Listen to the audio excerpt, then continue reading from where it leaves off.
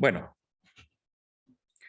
les invito a que hagamos una oración más. Antes de continuar, me gustaría solicitar algo especial del Señor y les invito para ello a que oremos.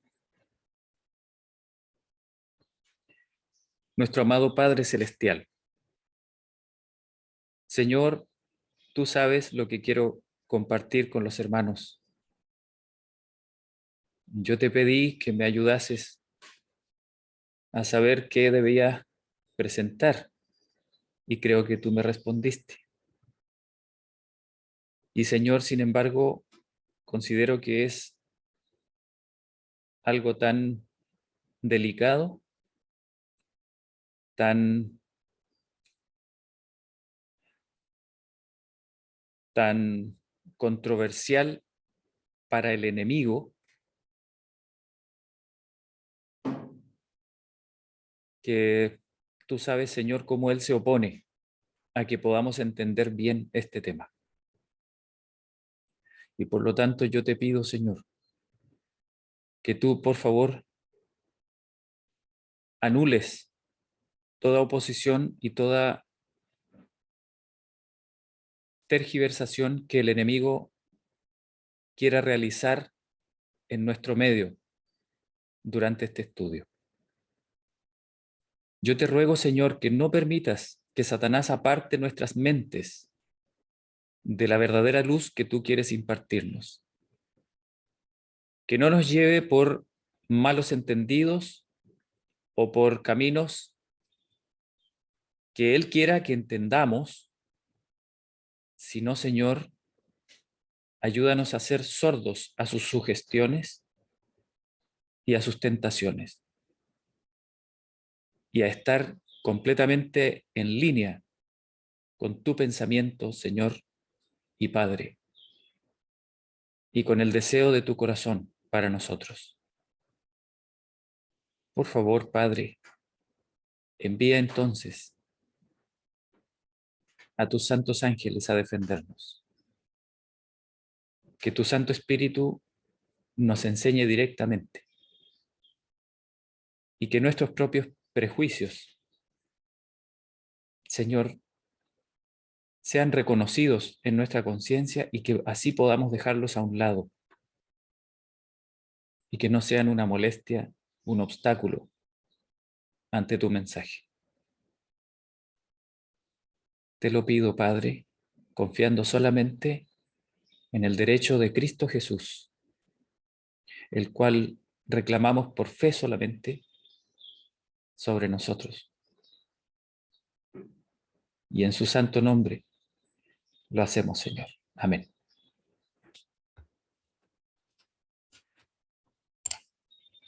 Bueno, como es bastante texto, y yo quisiera que ustedes tengan la oportunidad de leerlo también, si es que pueden hacerlo en sus pantallas, tal vez sería bueno que giren su celular, aquellos que están con un teléfono, y lo pongan con la pantalla anchita, ¿no es cierto? Para que se pueda agrandar más y se pueda leer mejor. Voy a compartir entonces la pantalla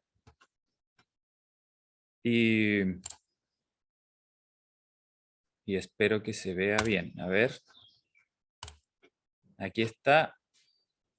Les voy a pedir que por favor me digan si se va viendo bien. Voy a tratar de acomodar aquí un poquito la pantalla.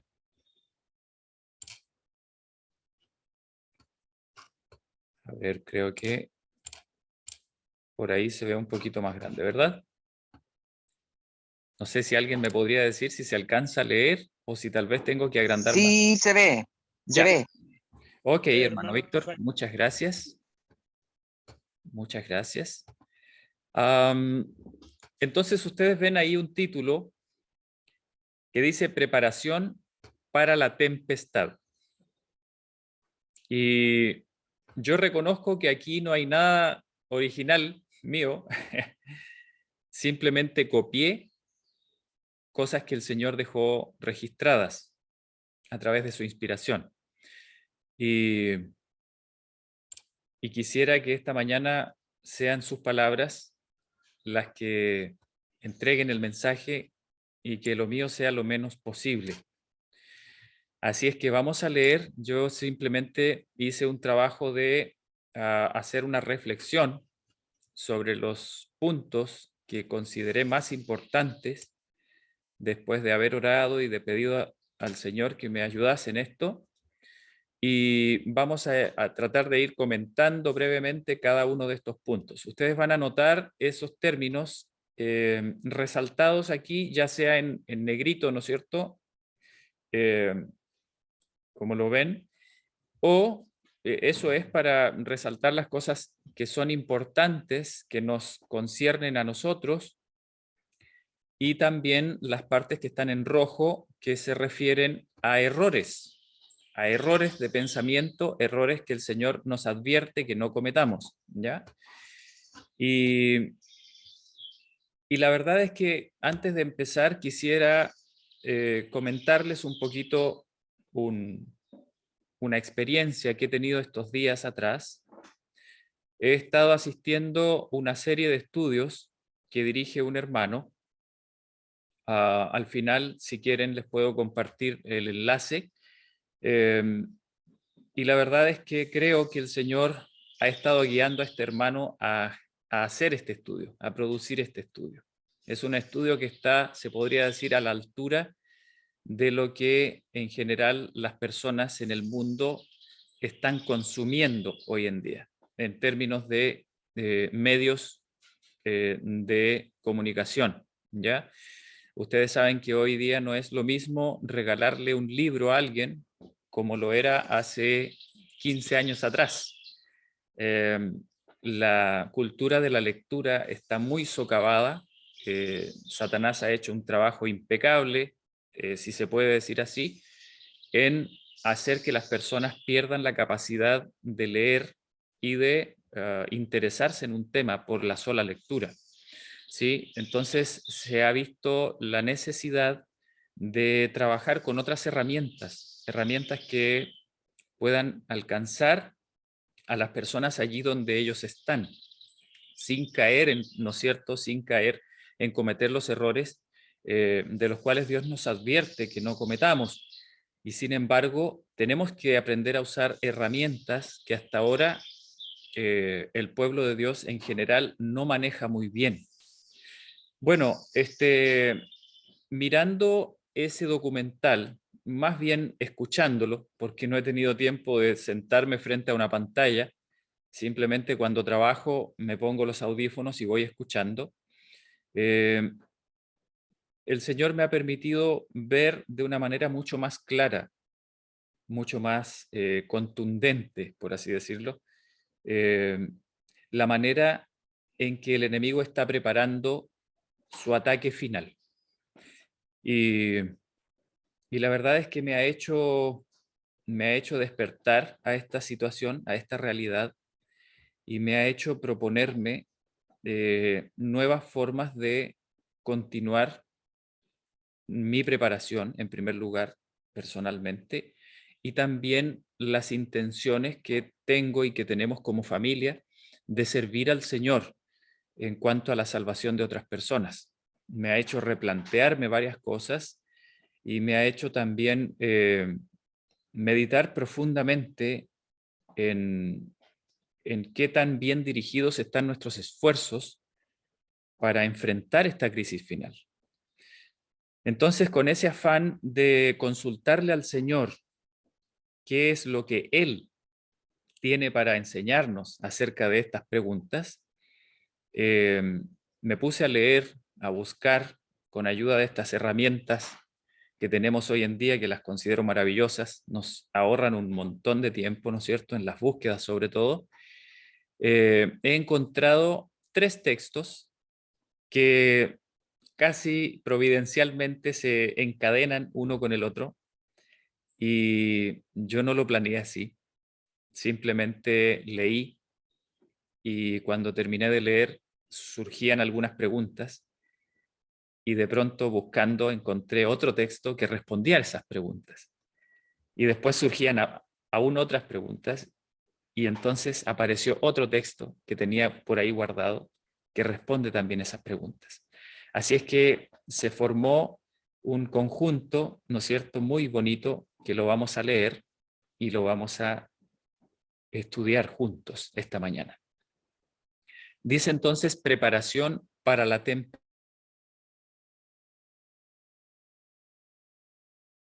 Perdón, ¿se está escuchando por ahí? Creo que se me cortó en un momento. Sí, Jairo, se escucha ahora. Se cortó, pero se escucha bien ahora. Ya. Ok, se cortó solo algo cortito, ¿verdad? Algo muy breve. Sí. Ya. Ok, muchas gracias. Seguimos entonces. Que el Señor nos ayude para que la conexión se mantenga. La verdad es que está un poco inestable últimamente. Bueno, dice preparación para la tempestad. Dice, Dios ha revelado lo que ha de acontecer en los postreros días, a fin de que su pueblo esté preparado, preparado. Y ahí puse eso destacado, ¿no es cierto? Porque qué importante es recordar que el Señor requiere una preparación de nosotros. No hemos de esperar simplemente, sino que tenemos que prepararnos, ¿ya? Dice que esté preparado para resistir la tempestad de oposición e ira. ¿En qué consiste entonces la tempestad que se viene? En oposición e ira. Dice, aquellos a quienes se les ha anunciado los sucesos que les esperan, no han de permanecer sentados en tranquila expectación de la venidera tormenta. O sea, Dios no quiere que nos quedemos tranquilos esperando lo que viene. ¿Ok? Dice, consolándose con el pensamiento, y aquí lo puse en rojo, porque es un error, un grave error, dice, con el pensamiento de que el Señor protegerá a sus fieles en el día de la tribulación. A ver, en primer lugar vamos a aclarar una cosa. En sí mismo, el pensamiento de que el Señor protegerá a sus fieles.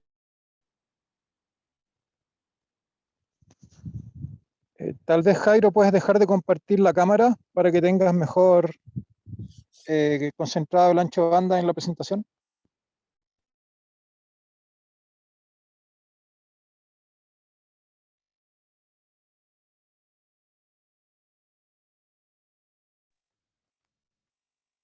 Y está silenciado, Jairo, además.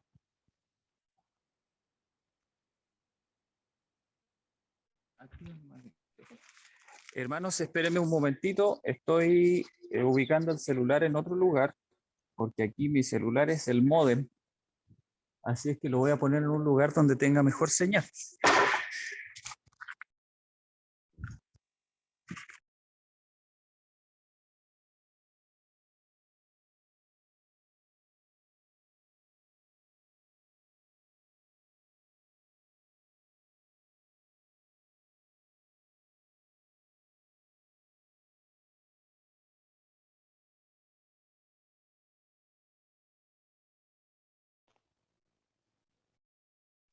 Ok, ahora sí. Vamos a ver. Se escucha bien ahora. Sí. Bueno, yo les pido, hermanos, que por mientras, si es posible, me acompañen en una oración para pedir al Señor ayuda, porque la verdad creo que está bastante inestable. Vamos a orar una vez más. Nuestro amado Señor, no está muy bien la señal de internet. Yo te pido que por favor tú nos ayudes. Señor, permite que este mensaje sea recibido por mis hermanos y que yo también pueda recibirlo de ti una vez más. Padre, que se haga sin embargo tu voluntad y no la nuestra. Confiamos solamente en ti. En el nombre de Jesucristo lo hacemos. Amén.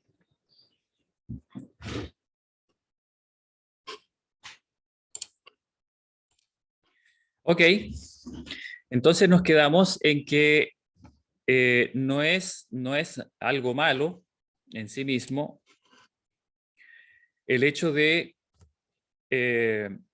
pensar que Dios protegerá a sus fieles en el día de la tribulación. El problema es que si ese pensamiento nos lleva a permanecer sentados en tranquila expectación, entonces sí es un error. ¿Ok? Ciertamente el Señor protegerá a sus fieles, pero no lo hará por aquellos que esperan esa tormenta en tranquila expectación. ¿Ok? Eso es lo que nos está diciendo.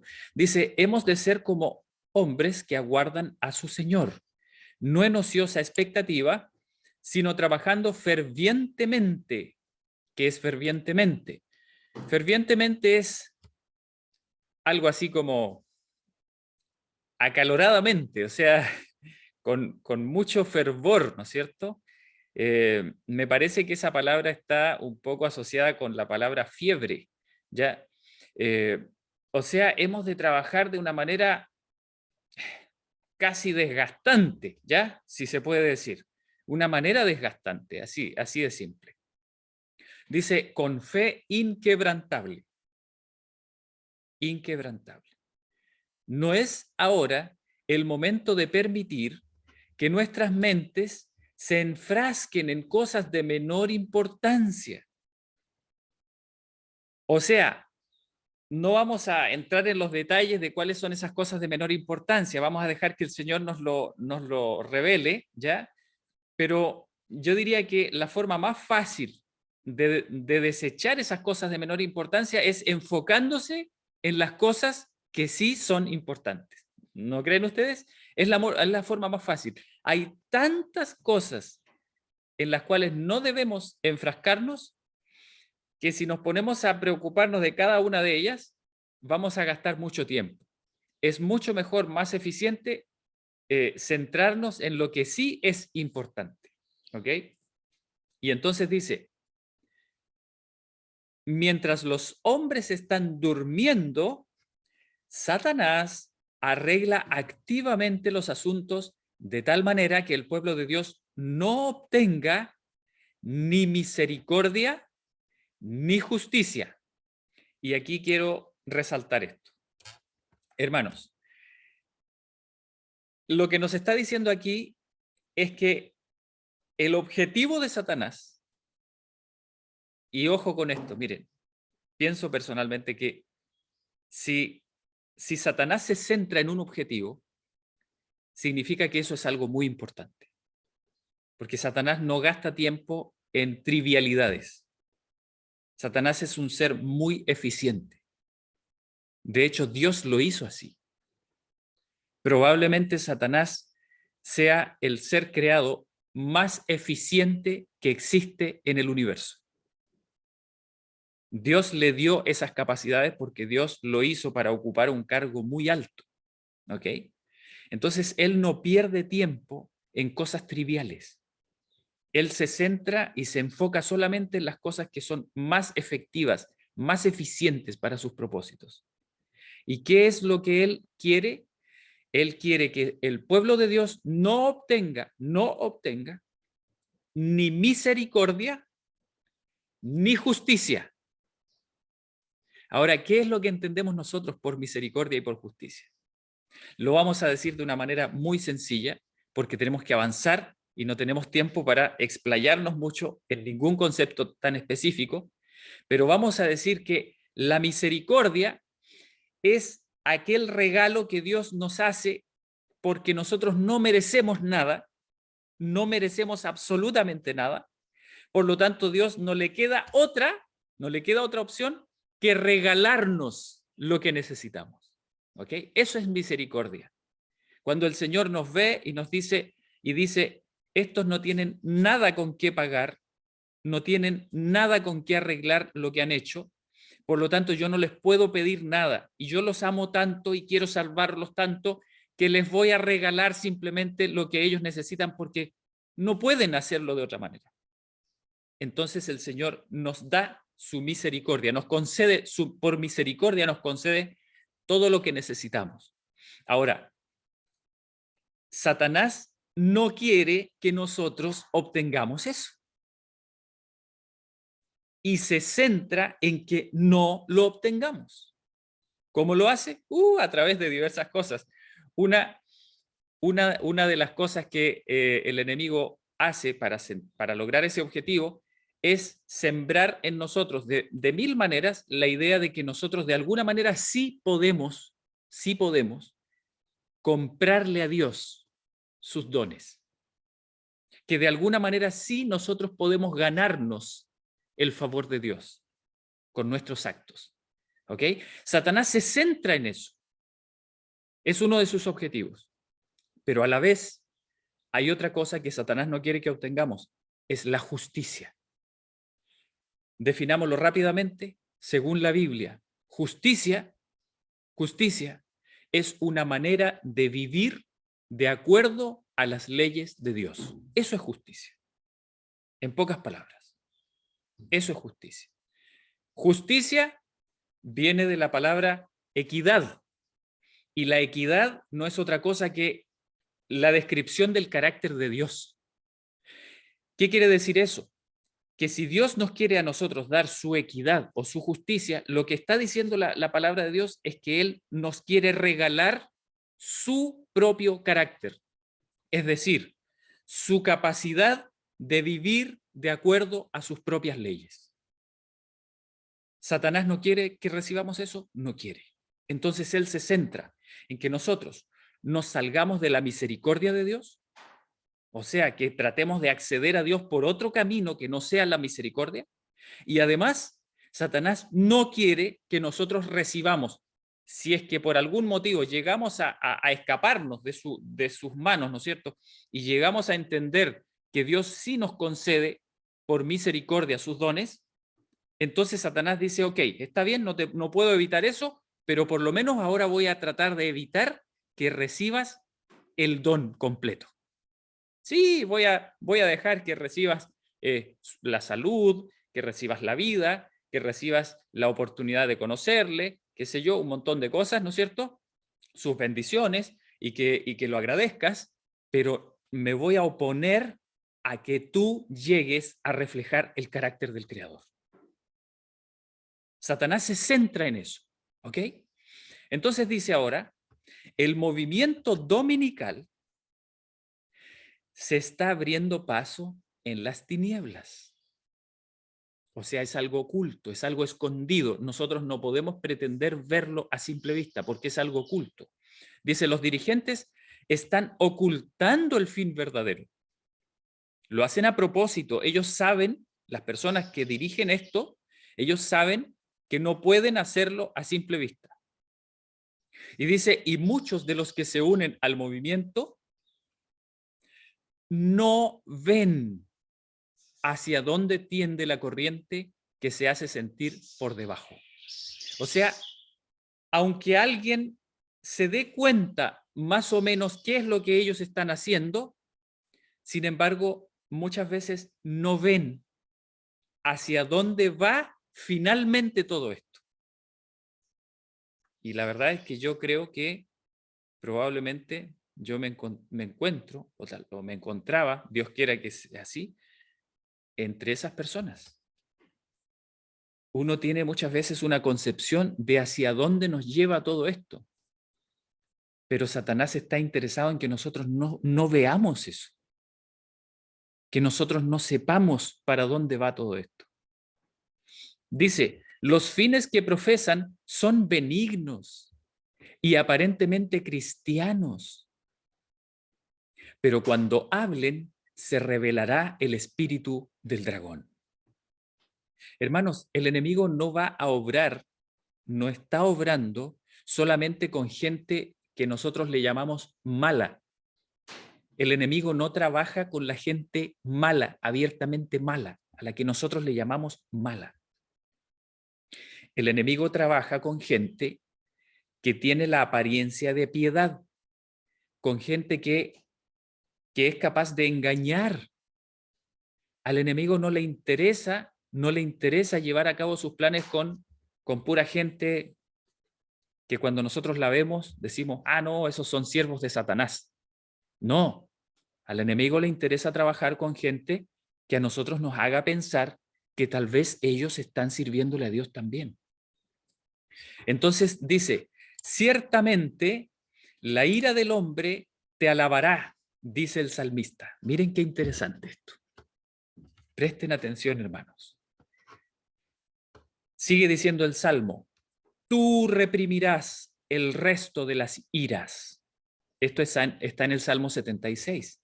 Dice, Dios quiere que la verdad probadora se destaque al frente y llegue a ser tema de examen y de discusión. A ver, ¿qué es lo que nos está diciendo el Señor? El Señor nos está diciendo en pocas palabras que a Dios no le interesa esconder las cosas. Satanás es el que esconde las cosas.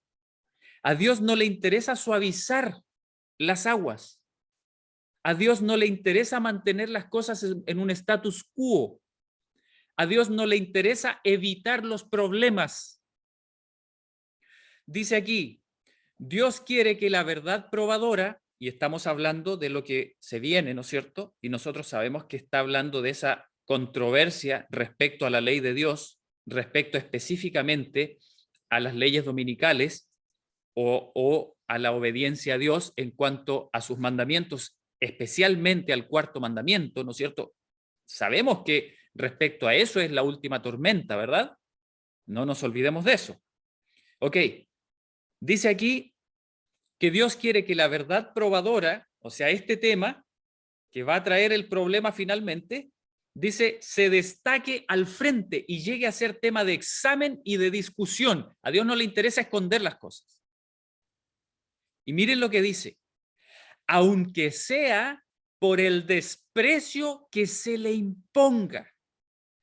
O sea, hermanos y hermanas, miren, yo tengo que reconocer que muchas veces yo he caído en el error, y ahora lo reconozco después de estudiar esto, he caído en el error de tratar de presentar las cosas de tal manera a las personas que no le vaya a caer mal a alguien, que no vaya a ser que alguien se vaya a sentir ofendido. Las trato de presentar de tal manera que yo me aseguro de que todos van a estar de acuerdo conmigo cuando lo presento. ¿Seré yo el único culpable de eso aquí?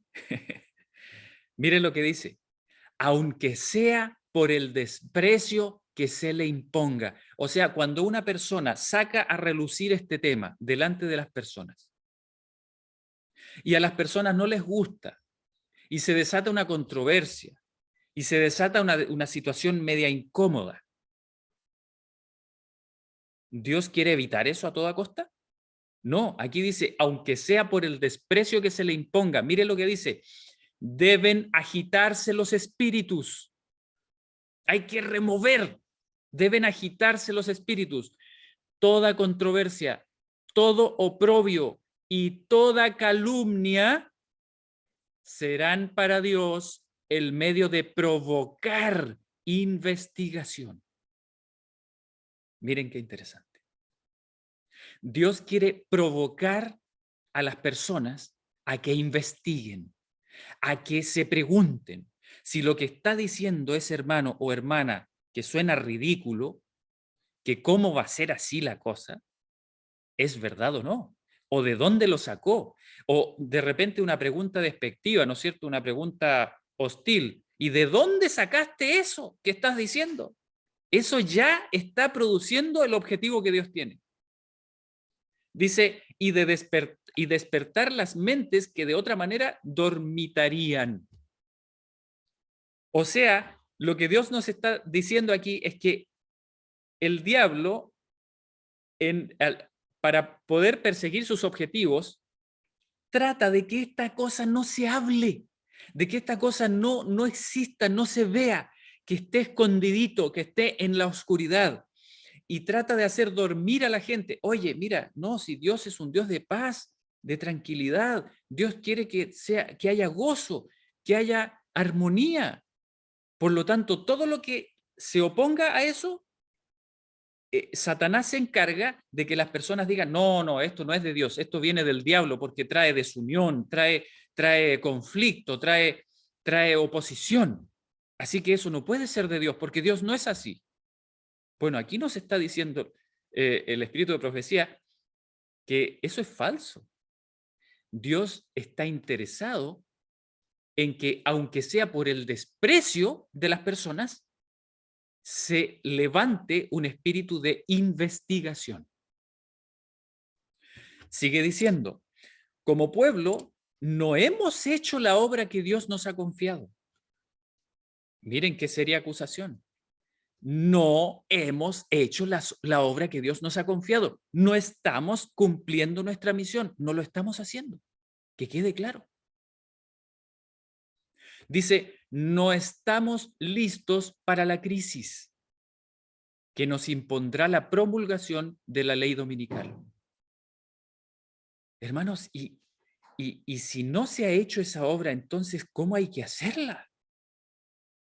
Bueno, miren lo que dice.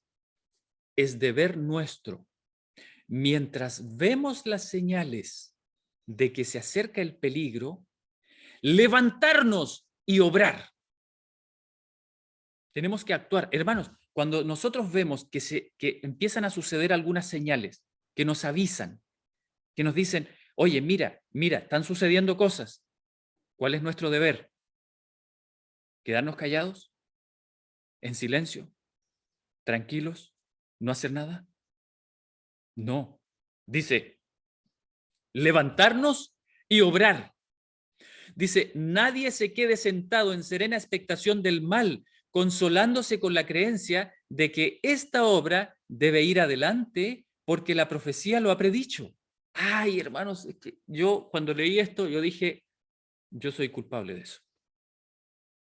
¿Saben cuántas veces yo he dicho, cuando se conversa de este tipo de cosas, cuántas veces yo he dicho, bueno, es que esas cosas tienen que suceder, si eso está profetizado, si así tiene que ser? Y nos quedamos tranquilos como que, bueno, si nosotros ya sabíamos, algo así, ¿no? Dice, y que el Señor protegerá a su pueblo, otra vez la misma idea de arriba, ¿no? Esto que está en rojo es un error, es un error. Dice, no estamos haciendo la voluntad de Dios si permanecemos quietos, sin hacer nada para preservar la libertad de conciencia. Hermanos, a ver, ¿Dios quiere que exista la libertad de conciencia? Claro que sí, pero claro que sí. De hecho, fíjense bien, el gran problema de la tempestad que se avecina, el gran pecado que va a cometer el mundo contra el gobierno de Dios y que va a hacer que Dios le ponga fin a esta controversia, ese gran pecado, de hecho, consiste, en pocas palabras, en tratar de hacer desaparecer del mundo la libertad de conciencia. Y si Dios lo considera el más grave de los pecados, cuando nosotros vemos que la libertad de conciencia se va apagando y que el diablo le va poniendo las manos encima a través de sus instrumentos en el mundo, ¿cómo podemos nosotros quedarnos callados y tranquilos frente a eso? ¿Cómo podemos hacerlo? Nosotros, dice aquí, no podemos permanecer quietos sin hacer nada para preservar la libertad de conciencia. Dios no nos va a tener por inocentes, hermanos. Nosotros no somos inocentes. Mientras el diablo avanza y va cada vez poniéndole más y más sus garras encima a la libertad de conciencia que Dios tanto ha querido preservar, y nosotros nos quedamos tranquilos. Dice, deben ascender a Dios oraciones fervientes y eficaces. ¿Cuál es la oración eficaz?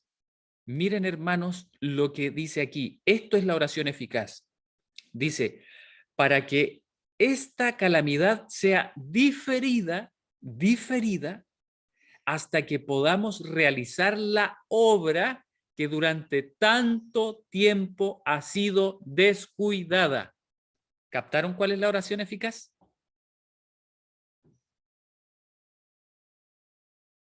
No sé si la captaron. Se lo leo de nuevo. Dice, oraciones fervientes y eficaces, dice, para que esta calamidad sea diferida. O sea, ¿qué es lo que debemos pedir? Debemos pedir que Dios todavía dé un poco más de tiempo. ¿Para qué? hasta que podamos realizar la obra que durante tanto tiempo ha sido descuidada. ¿Cuál es la oración eficaz? Hermanos, en pocas palabras, es esa oración que le dice al Señor: Señor, mira, yo no he hecho lo que tenía que hacer y te pido perdón. Por favor, dame un poquito más de tiempo para hacer lo que tú me pediste que haga. Y una vez que terminé de orar, ¿qué hago yo ahora? Voy y hago lo que tenía que hacer. ¿Esa es una oración eficaz? ¿Están de acuerdo conmigo, no? Dice: elévense oraciones muy fervientes. Y luego, y aquí lo dice, trabajemos en armonía con nuestras oraciones. Pídale al Señor ayuda para realizar lo que el Señor le ha pedido a usted que haga. Eso es una oración eficaz. Señor, tu voluntad es esta. Yo no he actuado en consecuencia. Perdóname. Necesito que me des más tiempo. Por favor, Señor, dame más tiempo, dame poder, dame arrojo, valor, todo lo que necesito. Dame tu espíritu para poder hacer lo que tú me pediste. El Señor va a responder esa oración. Dice: puede parecer que Satanás triunfa y que la verdad está abrumada por la mentira y el error. Miren qué interesante. No tenemos nosotros que fijarnos a ver si nos parece que vamos avanzando por buen camino. No tenemos que fijarnos en eso, porque dice: puede parecer que Satanás triunfa. Pero Dios quiere que recordemos cómo en lo pasado Él salvó a su pueblo de sus enemigos. Miren qué interesante, y Dios quiere traer esto a nuestra mente. Miren cómo actúa Dios. Esto es para que nosotros conozcamos a nuestro líder, a nuestro capitán. Miren lo que dice: siempre eligió para manifestar su poder los momentos de extrema necesidad. ¿Qué les parece? Parece que al Señor, miren, no sé si será porque le gusta o será simplemente porque es la única forma. Yo me inclino a pensar que en realidad tiene que ver un poco con las dos cosas. Tiene que ver con el carácter de Dios y tiene que ver también con la necesidad de actuar así, ¿ya? A mí me da la impresión de que Dios es un ser muy, a ver, ¿cómo decirlo? Me quedo corto con decir muy valiente. Dios es un ser muy arrojado. Es un ser, a ver, alguien podría decir: claro, ¿cómo no va a ser valiente si es todopoderoso? Sí, pero ¿saben lo que pasa? Es que es una cuestión de carácter, hermanos. O sea, lo que estoy diciendo es que Dios es un ser tal que, aunque no fuera todopoderoso, igual actuaría así. ¿Por qué? Porque es su carácter. Y la prueba de eso es que Cristo actuó de esa manera.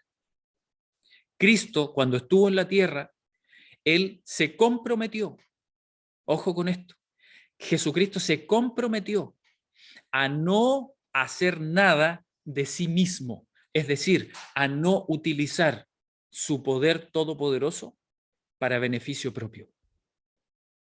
Por lo tanto, Jesucristo dependía, se hizo absolutamente dependiente de su Padre. En esa condición, Jesucristo corría riesgos. Y la hermana White lo dice claramente. Jesucristo corría riesgos. Y el riesgo más grande que corría Jesucristo era el de actuar presuntuosamente. Corría el riesgo de pecar. Corría el riesgo de hacer algo que fuese voluntad propia y no la voluntad del Padre. Entonces el Señor Jesucristo estaba en una situación en la que su arrojo no estaba basado en su propio poder. Su valor, su valentía no era basado en su propio poder, estaba basado simplemente en el carácter precioso de nuestro Señor Jesús. Y eso nos demuestra que nuestro Dios es valiente y tiene arrojo, es valeroso, aunque no tenga a su disposición el poder todopoderoso que tiene. Entonces el Señor, cuando ve la extrema necesidad, cuando ve una situación muy complicada, Dios dice, vamos allá. No se achica, no retrocede. Dios sabe que el mal debe ser detenido y Él elige los momentos de extrema necesidad. Hay otras razones también. Dice, cuando no parecían tener posibilidad de verse librados de la acción de Satanás, allí el Señor decidió actuar. La necesidad del hombre es la oportunidad de Dios. ¿Por qué, hermanos? ¿Por qué? Y aquí viene la razón más importante. Porque cuando el hombre ya no puede hacer nada más, es cuando Dios puede actuar sin temor a que el hombre se adjudique la gloria para sí mismo. Y nosotros debemos recordar eso siempre. Siempre que estemos en aprietos, hermanos, recordemos que mientras todavía tengamos posibilidad de arreglar las cosas, lo más probable es que Dios permita que todavía las cosas se echen a perder más. ¿Por qué? Porque Dios desea que nosotros aprendamos a depender únicamente de Él y no de nosotros mismos. Y que cuando Él actúe, nosotros podamos decir, este fue el Señor. Yo no tuve nada que ver aquí.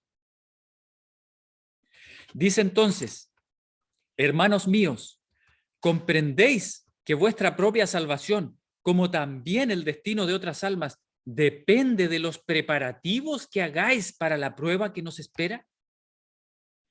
Tenéis el celo intenso, la piedad y la devoción que os capacitarán para subsistir cuando hayáis de hacer frente a la oposición.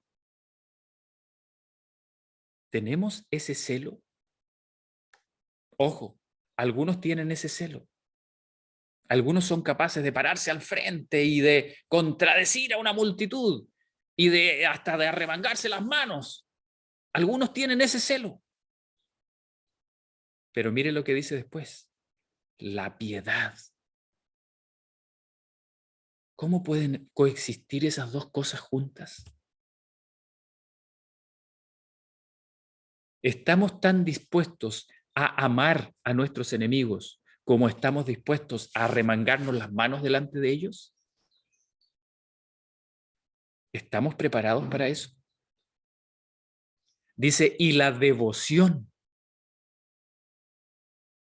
¿Qué es devoción, hermanos? La devoción aquí se podría describir como la capacidad de estar dispuesto o la disposición de ir hasta las últimas consecuencias. No importa lo que me cueste, me va a costar la vida, no importa, vamos allá, vamos allá. Dice, si alguna vez Dios habló por mí, dice la hermana White, llegará el momento cuando seréis llevados ante concilios y se criticará severamente todo punto. Hermanos, no va a quedar nada, nada que no sea puesto en contradicción. Se criticará severamente todo punto de la verdad que sostenéis. ¿Hay algo de lo que usted cree, que usted piensa que todo el mundo va a estar de acuerdo con usted? Cuidado. Aquí dice que todo punto de la verdad que usted sostiene, si está en Cristo, va a ser severamente criticado. ¿Le gusta a usted que lo critiquen? ¿Le gusta que lo contradigan? ¿Le gusta que le digan, ¿y de dónde sacaste eso? ¿Por qué crees así? ¿Por qué piensan? Ustedes siempre piensan eso y dicen esas cosas. ¿Le gusta a usted que le digan esas cosas?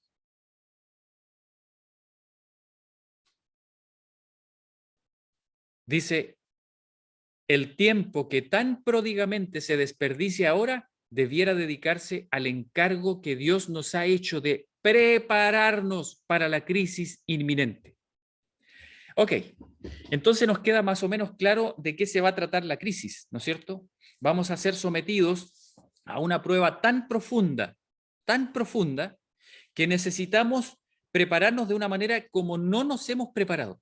No entendemos lo que se nos viene por delante. No sabemos bien lo que se viene por delante. Por lo tanto, no estamos preparados. Ok. Entonces ahora surge la pregunta. ¿Cómo nos preparamos? ¿Cómo? Y entonces viene este otro texto. Miren cómo se titula. La mano de Dios en el timón. Vamos a leer un poco más rápido ahora. Dice, por lo demás, hermanos míos, fortaleceos en el Señor y en el poder de su fuerza. Qué importante, hermanos, qué importante. Lo primero entonces que nos dice el Señor aquí, ¿cómo nos preparamos entonces? ¿Cómo nos preparamos? Tenemos que hacernos más fuertes, tenemos que lograr obtener más fuerza propia. No, hermanos, dice, fortaleceos en el Señor y en el poder de su fuerza. O sea, el Señor nos está mandando a entrenarnos, porque eso es una preparación, ¿verdad? Una preparación es un entrenamiento. Tenemos que entrenarnos, pero miren qué interesante. Tenemos que entrenarnos en la fuerza de otro, que no es la nuestra. Qué raro, ¿no es cierto? El mundo no tiene ningún entrenamiento así. No existe eso. No existe. No, yo no conozco ningún tipo de entrenamiento que se base en, en, en las habilidades de otro, no en las mías. Interesante, ¿no?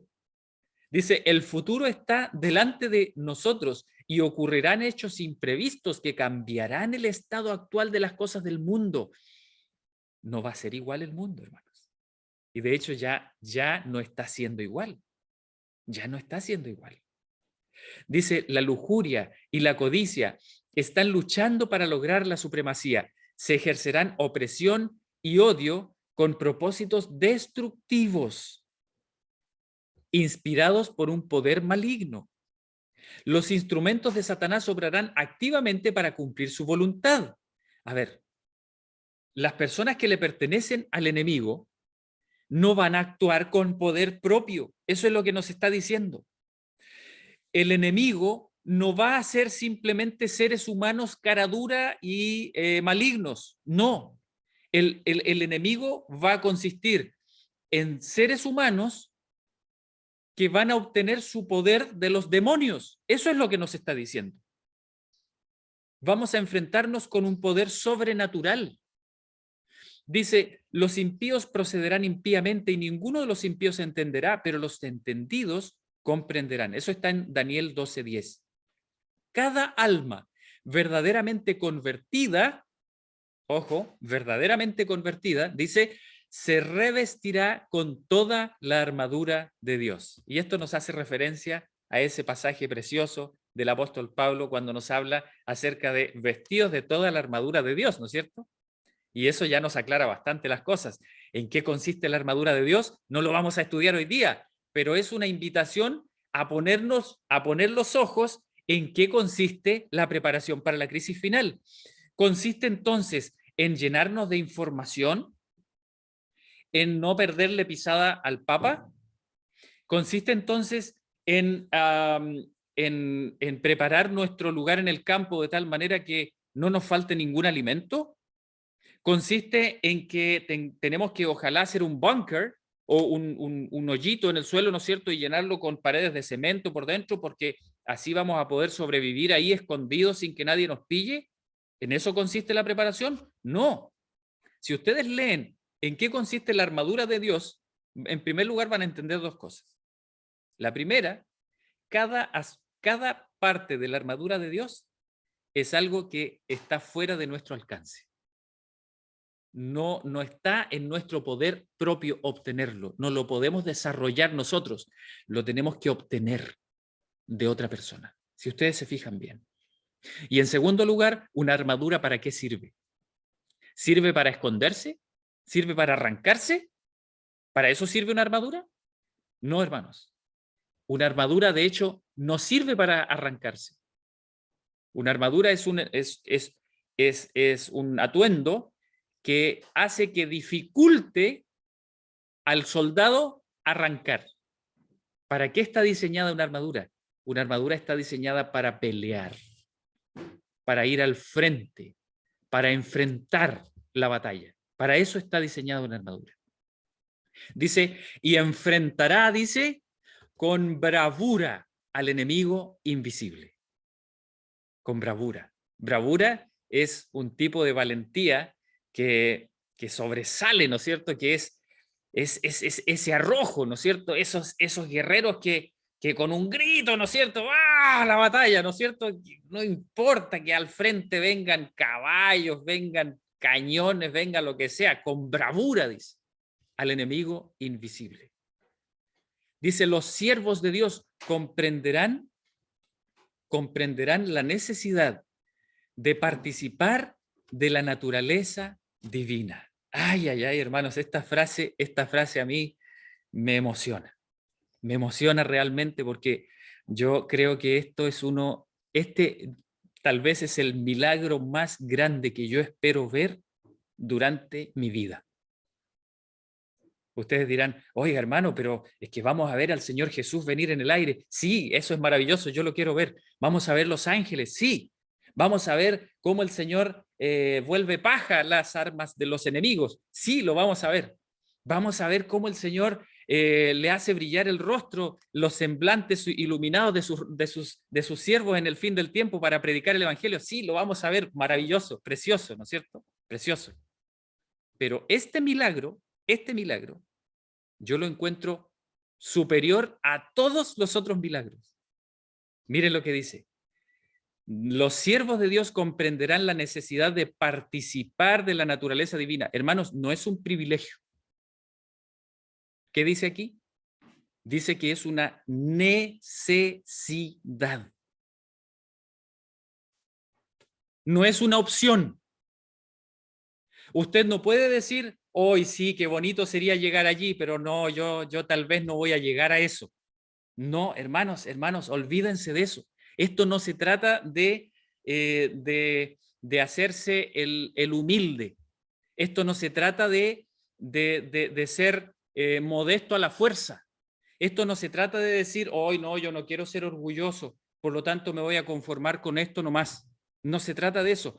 Se trata de que el Señor nos está diciendo que si tú no llegas a participar de la naturaleza divina, no puedes pasar esta prueba. No puedes. Es imposible. Imposible.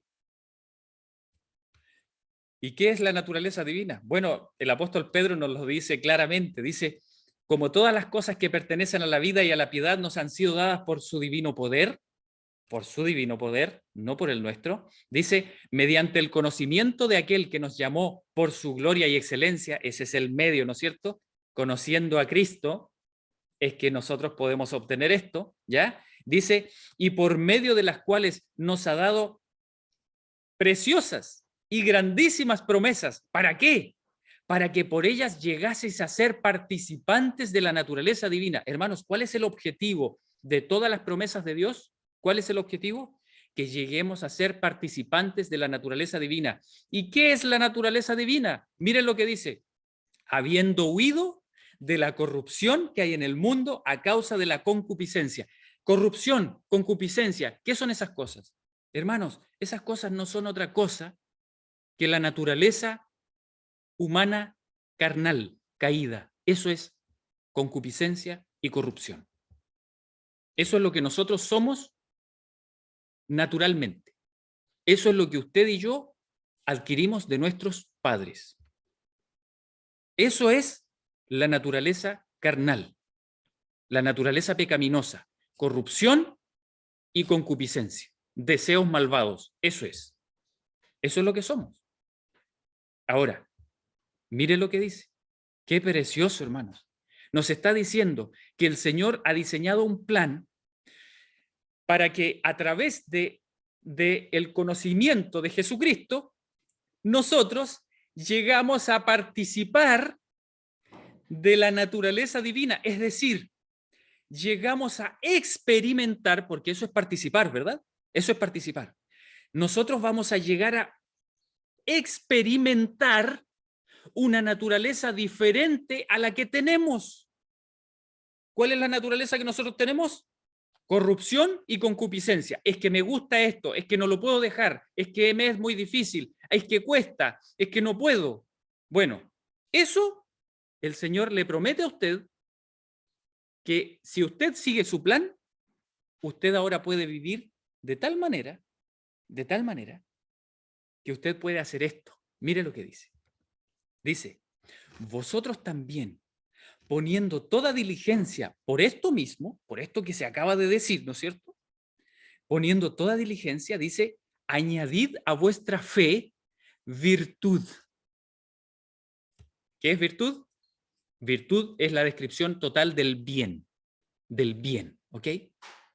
Dice, todo lo que es bueno, ¿ok? Eso es virtud.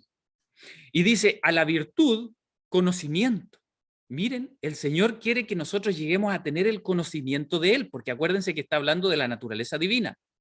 Dice, al conocimiento, dominio propio. O sea, usted no puede controlarse, no puede dominarse, no importa. Dios le ofrece a usted su propia naturaleza a través de la cual usted se va a poder dominar.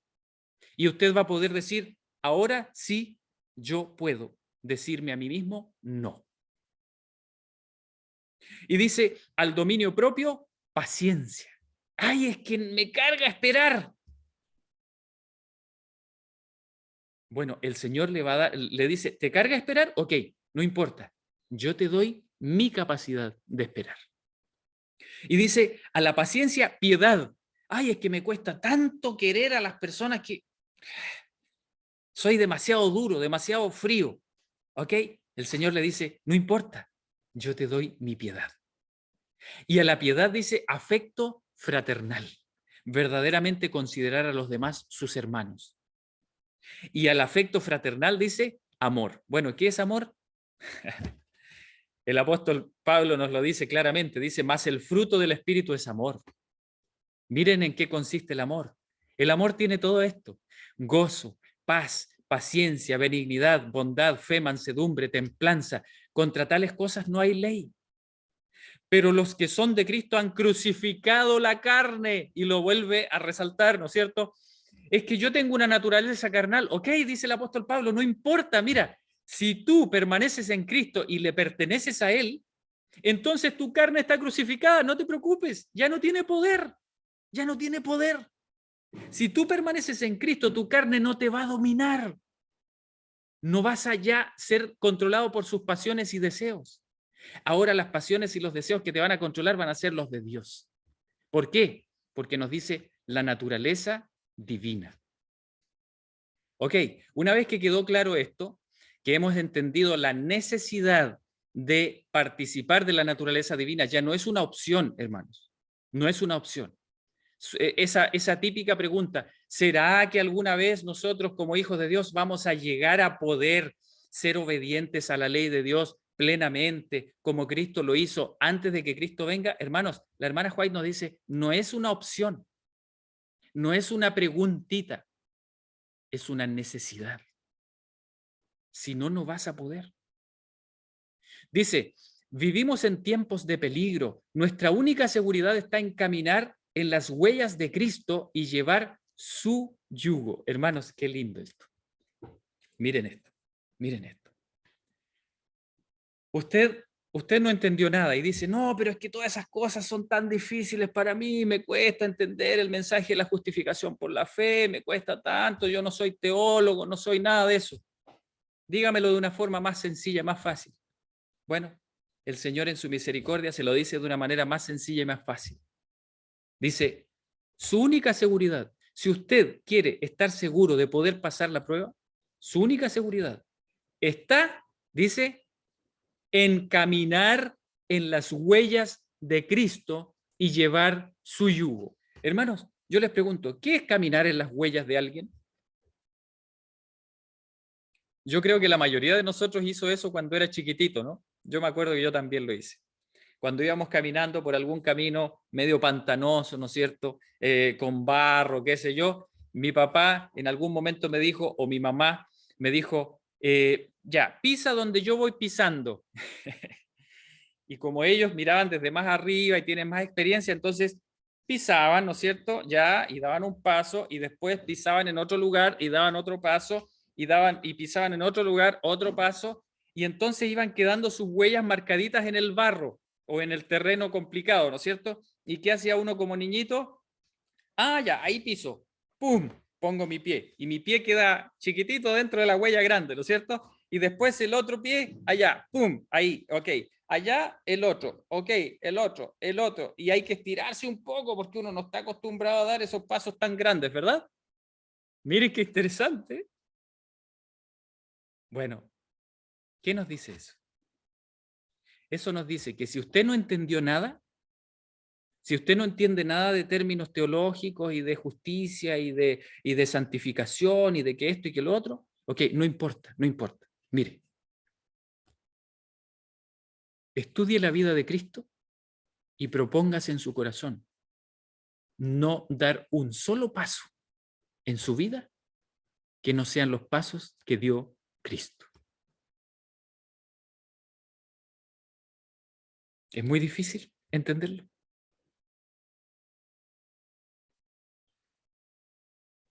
Dice llevar su yugo. Eso me recuerda a ese versículo que dice, llevad mi yugo sobre vosotros y aprended de mí, que soy manso y humilde de corazón. ¿Qué es ser manso y humilde, hermanos?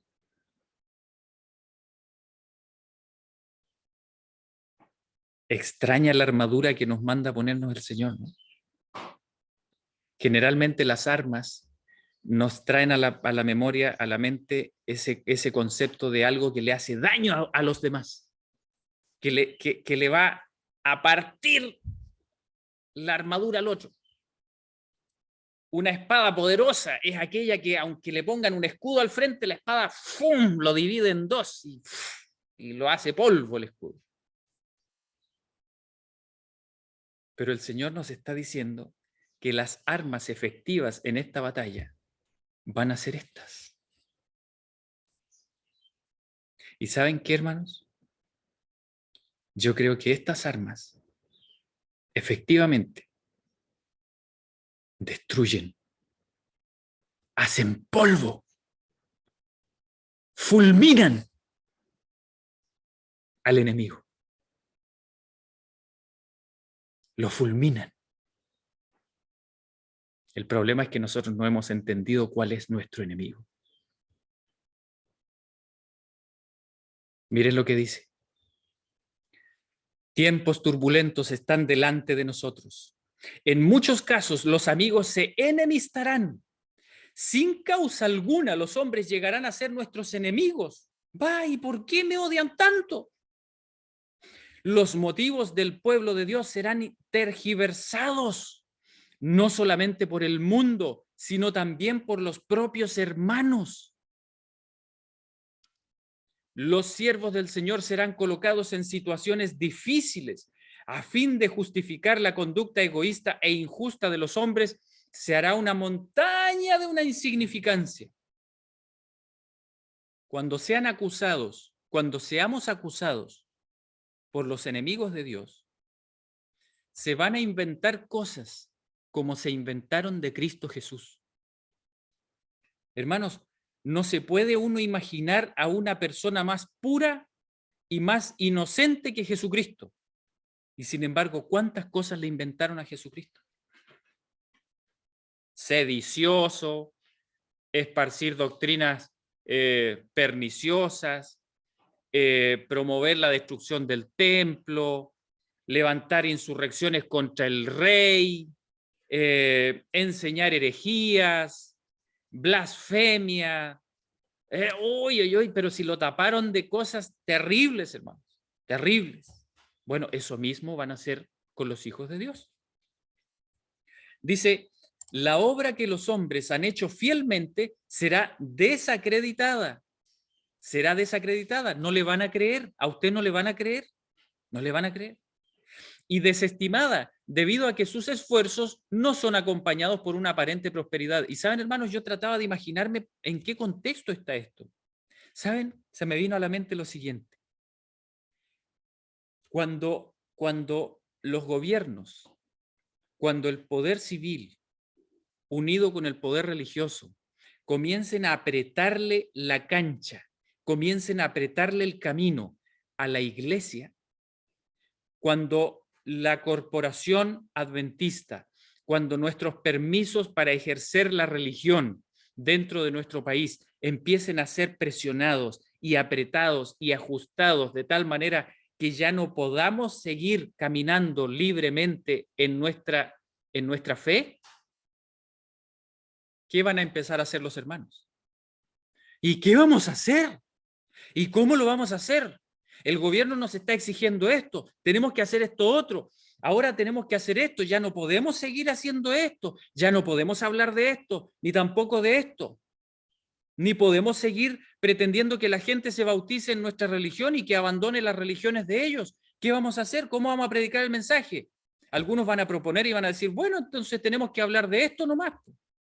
Y de esto no tenemos que hablar porque si no nos va a caer la policía encima. Van a venir, van a ver a lo mejor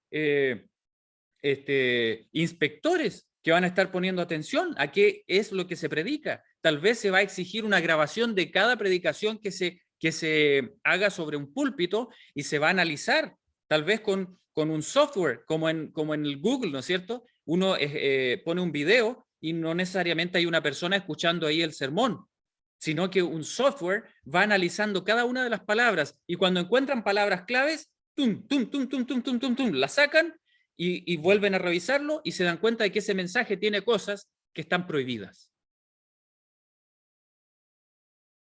Y entonces los hermanos van a empezar a hacer planes humanos para poder seguir adelante con el caminar normal de la iglesia sin caer en los delitos, ¿no es cierto? Y seguir contando con el apoyo del gobierno para poder seguir existiendo, porque la iglesia del Señor tiene que seguir existiendo. Y entonces los verdaderos hijos de Dios van a levantarse y van a decir, no, no podemos hacer eso, tenemos que hacer esto otro, y va a haber contradicción. Y de repente algunos van a escuchar a los hijos de Dios y van a hacer lo que ellos digan, pero las cosas no van a resultar. Y van a salir mal. Y van a llegar los inspectores y van a clausurar esa iglesia. Y tal vez hasta lleven presos a algunos de los líderes. ¿Y qué van a hacer los hermanos? Mire lo que dice. Será desacreditada y desestimada debido a que sus esfuerzos no son acompañados por una aparente prosperidad. O sea, no está resultando lo que proponen los hijos de Dios. Por lo tanto, se va a decir, no, son falsos. Y dice, por medio de tergiversaciones estos hombres serán vestidos con los oscuros ropajes de la deshonestidad. Ah, no, es que este tiene malas intenciones, este quiere que nos quiten la iglesia, quiere que nos cierren aquí. Dice, debido a que circunstancias que están más allá de su control, miren qué interesante, confundieron su obra. O sea, van a suceder cosas, Dios va a permitir que sucedan cosas que están más allá de nuestro control. ¿Y por qué lo va a hacer? Porque Dios quiere que nosotros dejemos de confiar en nosotros mismos.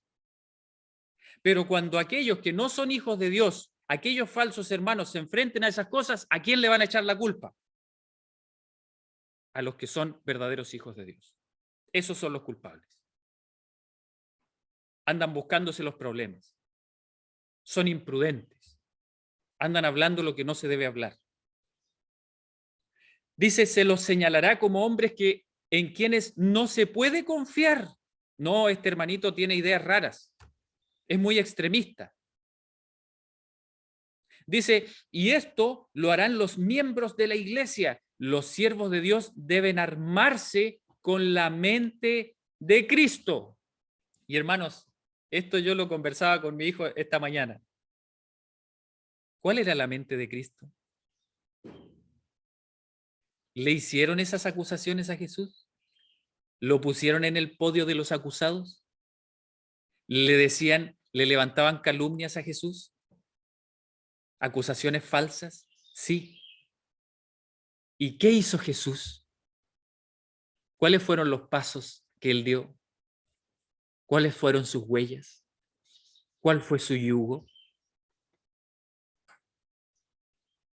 Y aprended de mí, que soy manso y humilde de corazón. ¿Qué hacía Jesús cuando lo acusaban? No, no, no, no, no, eso que está diciendo usted es falso. No, no, no, no, no. ¿Tiene pruebas? ¿Tiene pruebas de eso? Muéstremelas, muéstremelas. ¿Así actuaba Jesús? Este dijo que iba a destruir el templo y que lo iba a construir en 3 días. Jesús respondió, oye, yo no dije eso. Yo me estaba refiriendo al cuerpo de mi cuerpo, al templo de mi cuerpo, no estaba refiriéndome a destruir el templo de ahí. ¿Cómo se te ocurre decir eso de mí? ¿Así actuaba Jesús? Hermanos, Jesús se quedó callado. Se quedó en silencio.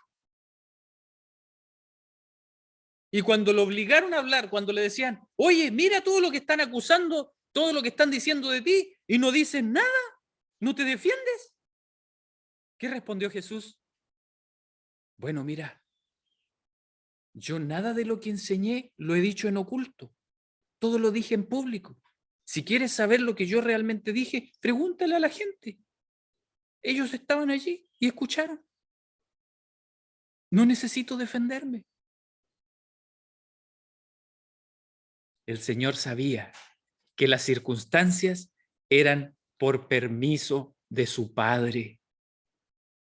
No sucedía nada, nada que su Padre no hubiese permitido. ¿Para qué? Para gloria y honra suya.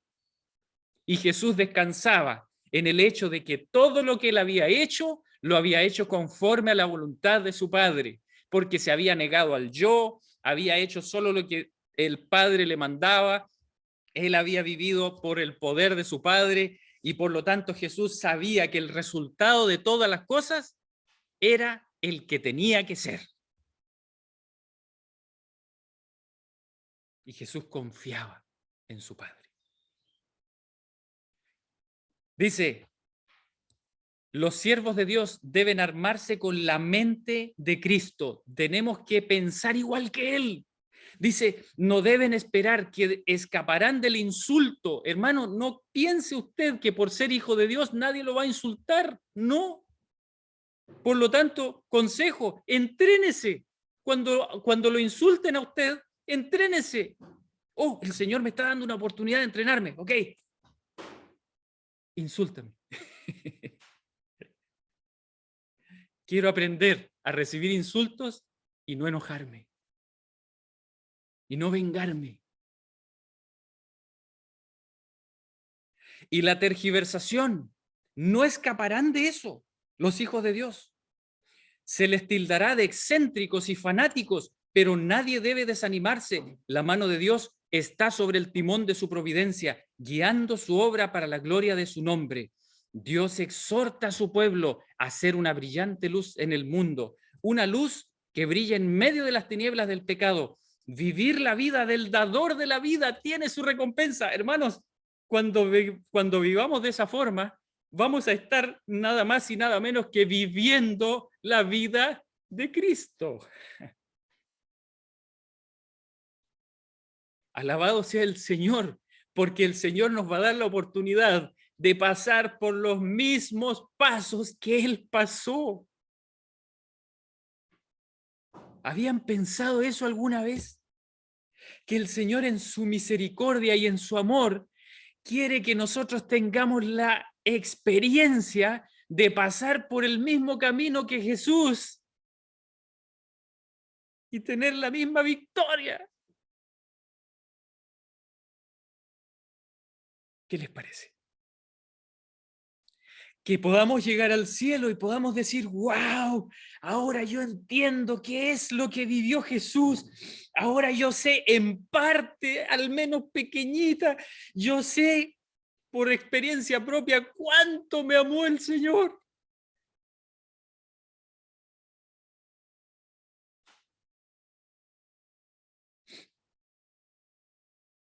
¿Y eso no va a transformar completamente nuestro carácter, hermanos? Y por si a alguien le queda un poco de temor de tener que enfrentar todas estas cosas, dice, he aquí, os doy potestad de hollar serpientes y escorpiones. y sobre toda fuerza del enemigo. Hermanos, no tenemos que mirar estas cosas como armas debiluchas, como espadas de palito. Oye, hermano, pero eso es una espada de palo, tratar de pegarle al escudo de hierro del enemigo con una espada de palito. Hermanos, no, no. El Señor Jesús nos está diciendo que esas armas que Él quiere que nosotros aprendamos a usar son armas que van a pisotear a las serpientes y los escorpiones. Y nos van a dar el poder sobre el enemigo, hermanos. Dice, el hombre caído es el cautivo legítimo de Satanás. Si usted continúa actuando de la manera que lo dicta su naturaleza carnal, entonces usted es esclavo de Satanás. Usted le pertenece a Satanás. No es que somos pecadores. Lo que usted está diciendo cuando dice eso, usted está diciendo, no es que yo le pertenezco al diablo. Eso es lo que está diciendo. Cuando se justifica a sí mismo por su propia naturaleza. Dice, la misión de Cristo consistió en rescatarlo del poder de su gran adversario. Cristo no vino para que nosotros sigamos conformándonos con ser esclavos de Satanás. Dice, el hombre se inclina por naturaleza a seguir las sugestiones de Satanás y no puede resistir con éxito a un enemigo tan terrible. No puede hacerlo, a menos que Cristo, el poderoso vencedor, more en él, guíe sus deseos y los fortalezca. Solo Dios puede limitar el poder de Satanás. Dios en nosotros, hermanos. Cristo, en su naturaleza humana, fortalecida por la naturaleza divina, viviendo en nosotros, puede limitar el poder de Satanás. Dice, Satanás conoce mejor que los hijos de Dios el poder que ellos pueden tener sobre él cuando su fuerza está en Cristo, no la mía, yo nada, yo aquí nada. Hermanos, si esto consiste en que yo fuera, en eso consiste la victoria, hermanos. En eso consiste la victoria. Yo nada, nada de yo, nada. Dice, cuando el más débil creyente en la verdad solicita humildemente ayuda al poderoso vencedor, confiando firmemente en Cristo, puede repeler con éxito a Satanás y toda su hueste, hermanos, no solamente al diablo, a todos los demonios, los puede repeler con éxito. ¿Cuándo? Cuando confía firmemente en Cristo y humildemente pide ayuda al poderoso vencedor. Satanás llamará en su ayuda legiones de ángeles para oponerse a los progresos de un alma y, si fuese posible, la arrebataría de las manos de Cristo. Si fuese posible, pero no le es posible. Dice, pero si el que está en peligro persevera, ¡ay, está todo saliendo mal! No, cometí errores, no, todo está mal, todo lo hice mal. Pero el Señor nos dice, párate, sigue adelante, arrepiéntete, echa mano de mi fortaleza. Sí, Señor, sí, yo sé que está todo mal, lo eché a perder, Señor, pero quiero hacer tu voluntad, perdóname, ayúdame, Señor, voy a seguir confiando en ti. Y en su impotencia se aferra a los méritos de la sangre de Cristo. Señor, no por mí, Señor, yo no sirvo para nada, yo no valgo, Señor, lo eché todo a perder. Yo no tengo derecho a que me ayudes, Señor, no tengo derecho. Pero por los méritos de la sangre de Cristo, ayúdame. Dice, nuestro Salvador escucha la ferviente oración de fe y envía refuerzos de ángeles poderosos en fortaleza para que lo libren. Satanás no puede soportar que se recurra a su poderoso rival, porque teme y tiembla ante su fuerza y majestad. Al sonido de la oración ferviente, toda la hueste de Satanás tiembla. Hacen temblar estas armas a los seres más poderosos que Dios creó. ¿Son armas debiluchas? ¿Son armas de palo? Solo la amante compasión de Cristo, su divina gracia, su poder omnipotente, pueden capacitarnos para desbaratar al implacable enemigo y someter nuestros propios corazones rebeldes. Hermanos, miren, y yo quiero que hagamos el esfuerzo de ver esto de otra manera. Miren, normalmente cuando leemos esto, la compasión de Cristo, su divina gracia, su poder omnipotente, pueden capacitarnos. Ojo, miren, cuando leemos esto, normalmente lo pensamos así. Ok, Cristo tiene compasión de mí. Cristo me da su divina gracia. Cristo me socorre con su poder omnipotente. Hermanos, yo los invito a pensarlo de esta manera. ¿Qué nos decía antes? Nos decía que tenemos que entender la necesidad de participar de la naturaleza divina, ¿ok? ¿Cómo es la naturaleza divina? Compasiva, gracia divina y poder omnipotente. La naturaleza divina tiene todas esas cosas. ¿Qué nos decía? Que tenemos que participar de esa naturaleza. Por la fe, no por nuestro poder, por la fe en Cristo Jesús solamente. Es una concesión que nos hace el cielo, es algo que nos da el cielo, algo inmerecido para nosotros, pero es. Y miren lo que dice, la compasión de Cristo. Ahora no lo vea que Él se lo concede a usted desde allá.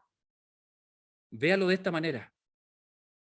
Si Cristo está viviendo en usted, ¿quién es el que manifiesta compasión? Usted. ¿Quién es el que manifiesta gracia divina para con los demás? Usted.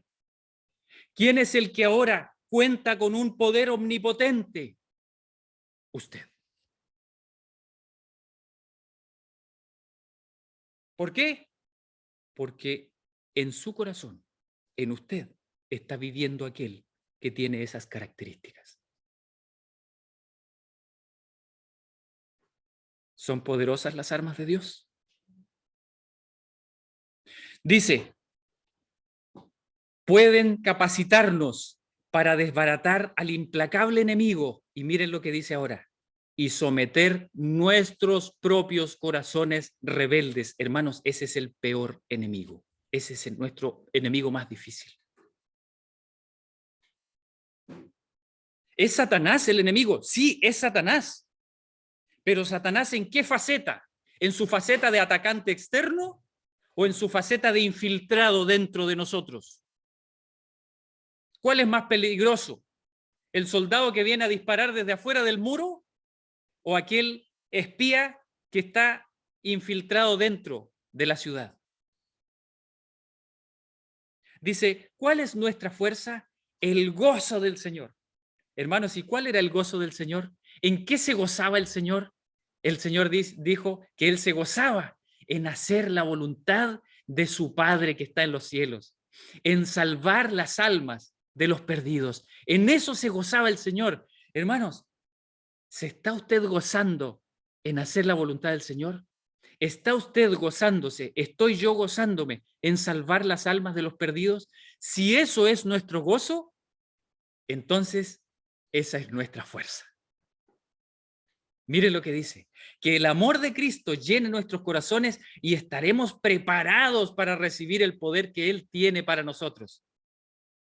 Cuando nosotros manifestemos estas cosas, entonces, hermanos, vamos a estar preparados para esa batalla final, para esa tempestad final que se viene. Dice, al contemplar a Cristo con el propósito de ser semejantes a Él, ese ha de ser nuestro deseo, no ha de ser simplemente una idea, sí es posible, sí Cristo me ofrece su semejanza. No, hermanos, no. Tenemos que contemplar a Cristo con el propósito, tenemos que tener el objetivo de parecernos a Él. El buscador de la verdad ve la perfección de los principios de la ley de Dios y ya no se satisface con nada que no sea la perfección, hermanos. Ah, usted es un perfeccionista. Usted ya abrazó esa doctrina del perfeccionismo. Eso es diabólico, eso es satánico. ¿Lo van a decir de usted? Lo van a decir de usted. Pero si usted tiene claro que usted no está abrazando esa idea para salvarse a sí mismo, usted no está tratando de ganarse el favor de Dios siendo perfecto, no, sino que usted quiere ser semejante a Cristo porque usted lo ama, porque usted lo admira, porque usted sabe que no hay otra forma de escapar del poder del enemigo que no sea recibiendo a Cristo en su corazón, entonces no importa que lo llamen perfeccionista. No importa. Total, usted no le anda imponiendo a nadie que sean perfectos. Usted no se anda comparando con nadie. Usted no le anda apuntando con el dedo a nadie. Oye, tú, mira, fallaste en eso. Oye, tú, te falta eso otro. No, usted no lo está haciendo. Usted simplemente está contemplando a Cristo porque usted quiere parecerse a Él. Y usted no se conforma ya con otra cosa que no sea la perfección de Cristo. Debe librar una batalla contra los rasgos que Satanás ha estado fortaleciendo para poder emplearlos. Hermanos, ¿por qué Satanás fortalece en nosotros los rasgos caídos? ¿Por qué lo hace? Porque él sabe que si usted no obtiene la victoria en Cristo Jesús, usted tarde o temprano va a ser un instrumento maravilloso en las manos de Satanás. Tarde o temprano usted va a terminar haciendo la voluntad de Satanás. El Salvador lo fortalecerá y lo ayudará cuando se acerque suplicando gracia y eficiencia. Señor, no solamente quiero que me perdones y que me limpies, sino quiero que tú me hagas eficaz, que tú obres a través de mí, que tú me uses para derribar las huestes del mal.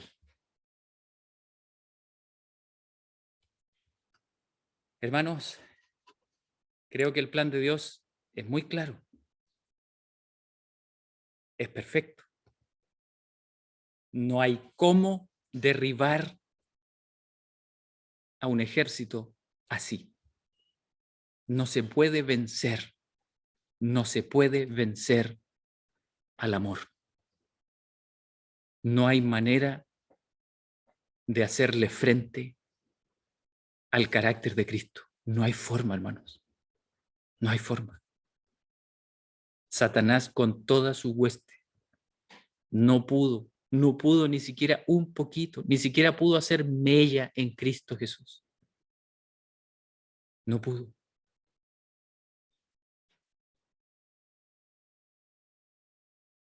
Y si Cristo vive en nosotros, no solamente Satanás no va a poder vencernos, sino que además nuestro Dios, nuestro Padre y nuestro amado Señor Jesucristo van a ser glorificados a través de nuestras vidas. Y el enemigo va a ser fulminado, hermanos. El enemigo va a ser aplastado. ¿No quiere ser usted parte de esos soldados que Dios quiere preparar para ese último gran conflicto? ¿No le interesa ser parte de ese ejército?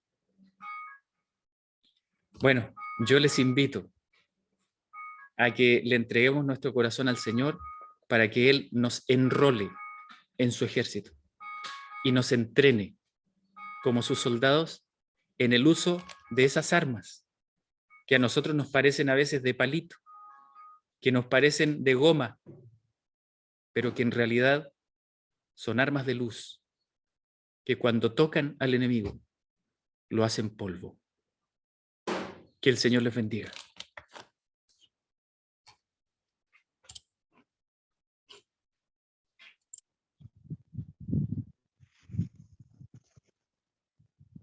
Amén. Gracias, Jairo. No sé si vas a dejar de grabar.